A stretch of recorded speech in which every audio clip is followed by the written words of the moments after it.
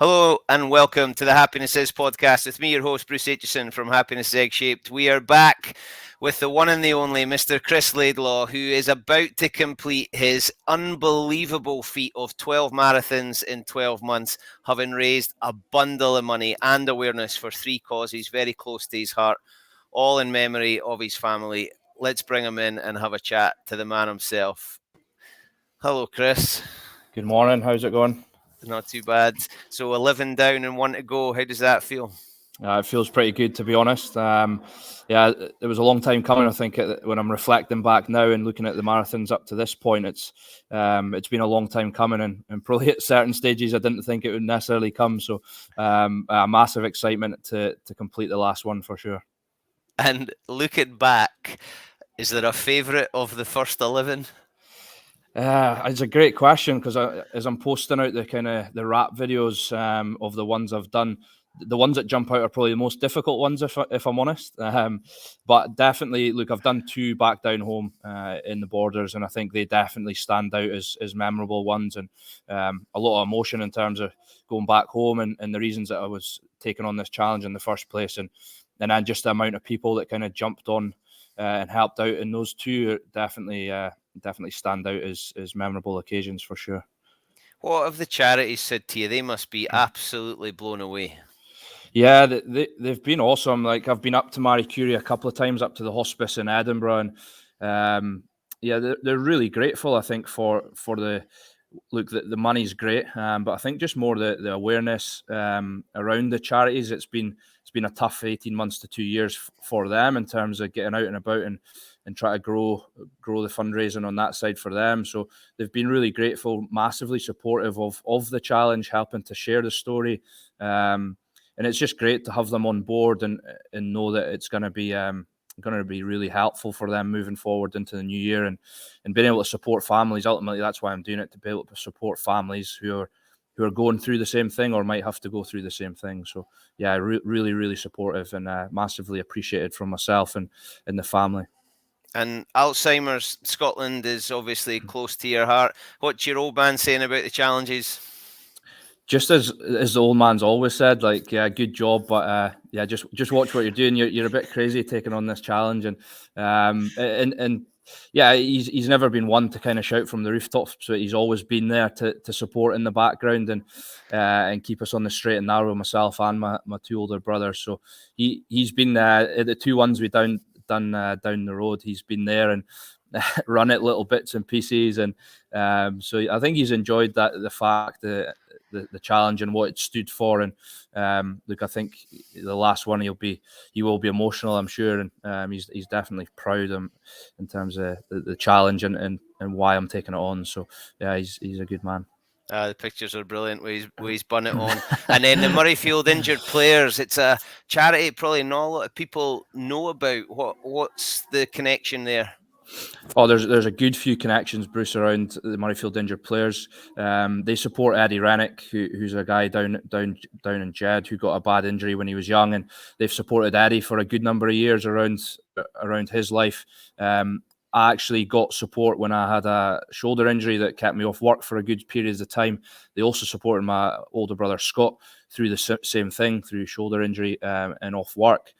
And I just think, yeah, that not many people know of the charity. I just think what they do behind the scenes in terms of supporting people at a time of need, when it's really unexpected, in terms of injuries and the impact that can have on someone's life, short term, medium term, and long term. In Eddie's case, it is just awesome, and I just wanted to acknowledge that charity and support them in a way that they supported myself and the family, and Eddie, obviously, down the road in Jed. So you set off on this ridiculous challenge with a target of making how much money?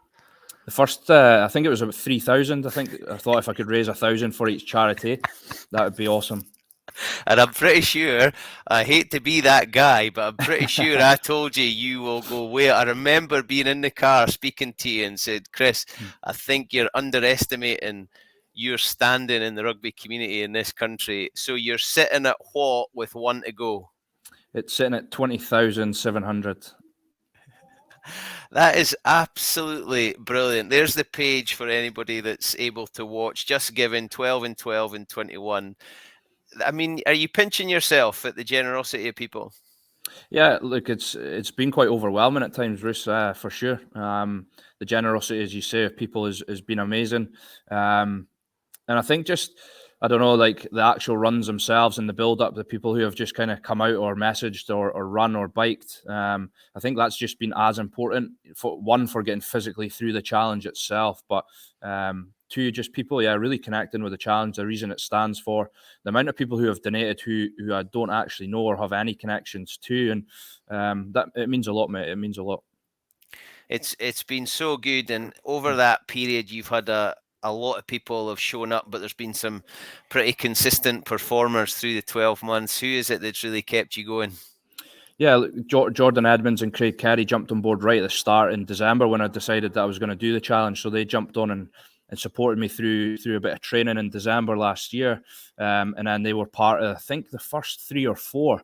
I should get that right, because Junior, every time he hears something, picks me up on it and says I've actually ran 4 or I've actually ran 5. So I should make sure I get that my facts right around that. So they two have been there as a constant, mate, in terms of supporting that. A good few others from Burmuir, the club. A couple of my really good mates from down the road, so Ryan Miller and Gary Ramsey down the road.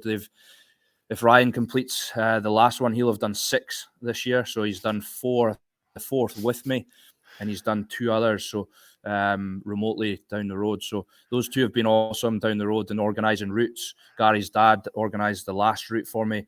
And that takes a massive load off, even just someone doing that, like organising the route. All I need to do is rock up at the right time, getting the right mindset around running a marathon again, and just going for it, and not have to worry about the twists and turns and running the right route. So I hope people really appreciate just those little things, how massive they've been as the year's gone on. Because my enthusiasm at the start of the year was huge for the challenge and running marathons.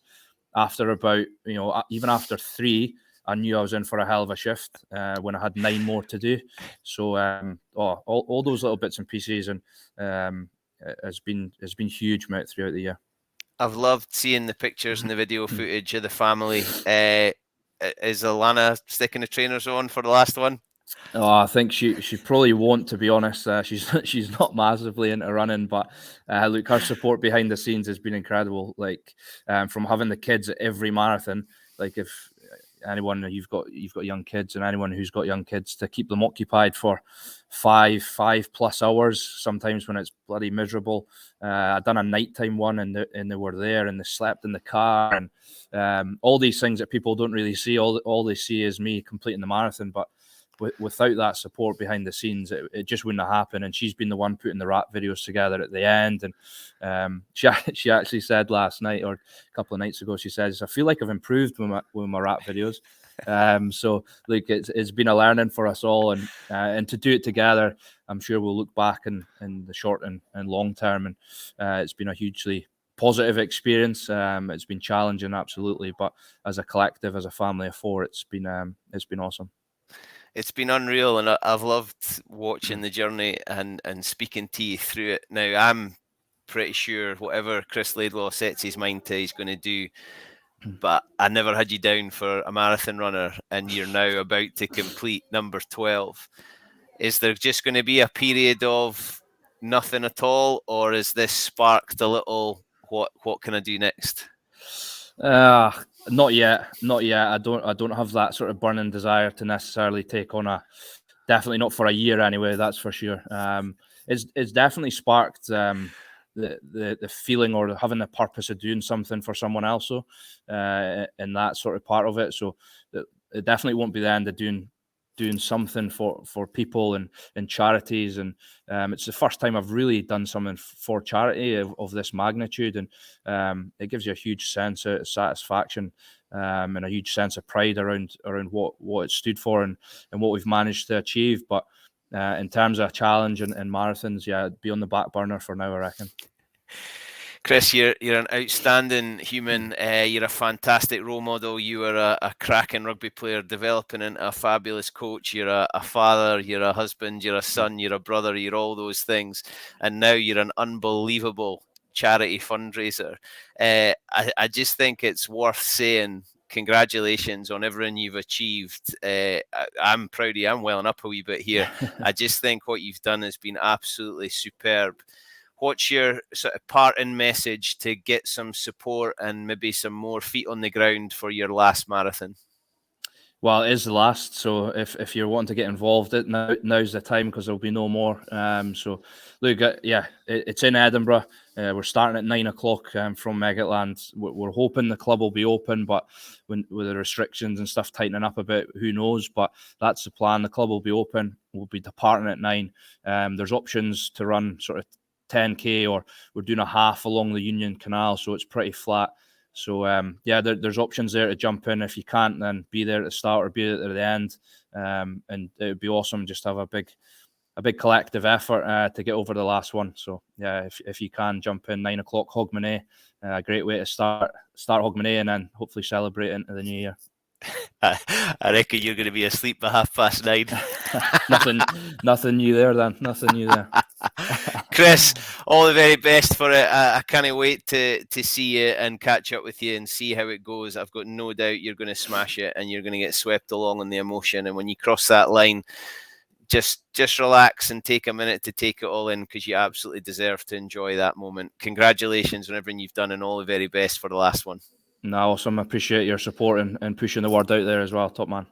Cheers, Chris. Great to see you. Speak to you soon. Cheers now.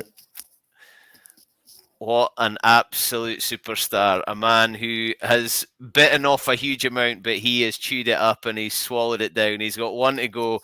Chris Laidlaw, if you can donate, please do. Just Giving 12 and 12 and 21. He's going to bring in the new year in style, and then hopefully he's going to put his feet up and relax a little bit. If you've enjoyed it, my name is Bruce Aitchison from the Happiness Is podcast. My happiness is egg-shaped. Go on, Chris!